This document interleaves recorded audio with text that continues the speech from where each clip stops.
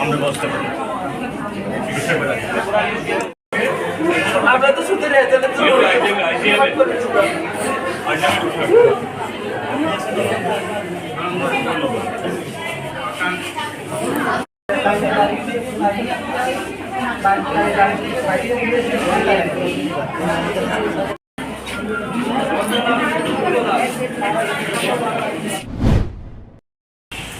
আমি এখন আইজিএম এর প্রাঙ্গণে দাঁড়িয়ে আছি।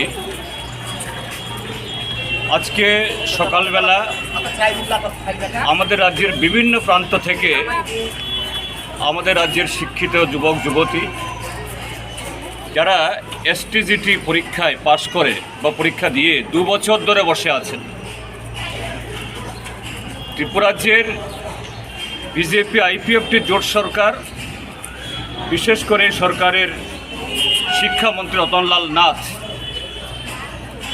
বিগত কয়েক বছর ধরে শিক্ষা দপ্তরের অধীনে এসটিজিটিতে যারা পরীক্ষা দিয়েছেন বা ট্যাট, জেআরবিটি, টিআরবিটি, প্রায় তার প্রতিটি সাংবাদিক সম্মেলনে বলেন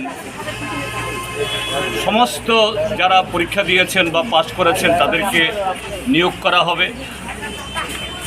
তার হাতে হাজার হাজার অফার পড়ে আছে, সেখানে কোনো যোগ্য ক্যান্ডিডেট নেই। থাকলে পরে তিনি তৎক্ষণাৎ সবাইকে হাতে হাতে অফার দিয়ে দেবেন। এবং কদিন আগেও এ রাজ্যের মুখ্যমন্ত্রী সহ আরও কয়েকজন মন্ত্রী এরকম যে অফার দেওয়ার প্রদানের কিছু তামাশাও করেছেন, নাটকও করেছেন এই রবীন্দ্র শতবার্ষিকী ভবনে। কিন্তু আমরা প্রতিদিন দেখি যে আমাদের রাজ্যের যুবক যুবতীরা যারা এরকমভাবে চাকরি পরীক্ষায় বসেছেন বা পাশ করেছেন, শুধু শিক্ষা দপ্তরে না, স্বাস্থ্যসহ বিভিন্ন দপ্তরে, তারা মহাকরণে যান, সেখানে গিয়ে মন্ত্রীদের নাগাল পান না, মন্ত্রীদের বাড়িতে যান, সেখানে নাগাল পান না। আবার সেই মন্ত্রীরাই মহাকরণে বসে বা মাঠে ময়দানে বক্তৃতা করে বেড়ান। ত্রিপুরাজ্যে এরকম যোগ্য প্রার্থী তারা দেখছেন না। আজকে এমনভাবেই যারা এসটিজিটি পরীক্ষা দিয়েছেন বা পাস করেছেন, অসংখ্য কয়েকশো যুবক যুবতী, ছেলেও আছে, মেয়েও আছে, তাদের মধ্যে অন্তঃসত্ত্বা একজন সত্তা মহিলাও আছেন। তারা গেছেন যে মন্ত্রীর সাথে কথা বলতে, মন্ত্রী দেখা করবেন না।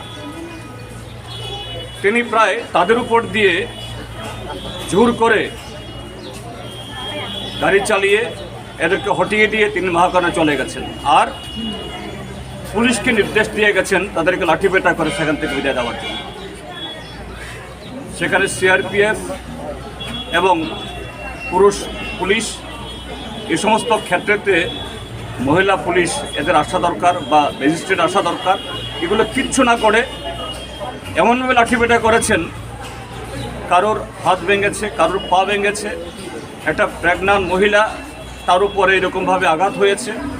একজন কিডনি পেশেন্ট এখন প্রায় যে যন্ত্রণায় কাতর হয়ে হাসপাতালের ভেতরে, এদেরকে দেখতে এসেছি। এই হলো ত্রিপুরাজ্যের যে বর্বর সরকার। এই সরকারকে বর্বর ছাড়া, অমানুষ ছাড়া, অমানবিক ছাড়া আর কিচ্ছু বলার নেই। এইভাবেই এই ত্রিপুরাজ্যের যুবক যুবতীদেরকে, ত্রিপুরাজ্যের সমস্ত অংশ মানুষকে এরা বিগত 5 বছর আগে ঠকিয়েছে, প্রতারিত করেছে এবং 5 বছর ধরে নানাভাবে এদেরকে হয়রানি করছে।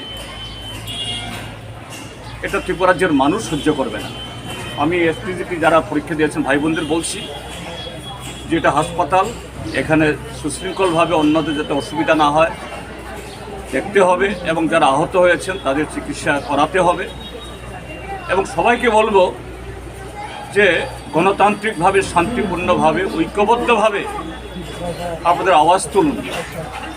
ঘটনা কাজে আপনাদের প্রতি আমি সমবেদনা জ্ঞাপন করছি এবং সরকারের যে আজকে এই ঘটনার নিন্দা জানাচ্ছি এবং আমাদের পার্টির তরফ থেকে আওয়াজ তুলব যে সমস্ত পুলিশ অফিসাররা বিনা প্ররোচনায় এরকমভাবে শান্তিপূর্ণভাবে আসা মানুষকে যারা লাঠিপেটা করেছেন এই সমস্ত পুলিশ অফিসারদের বিরুদ্ধে যাতে ব্যবস্থা গ্রহণ করা হয় আমরা এই কথা বলব।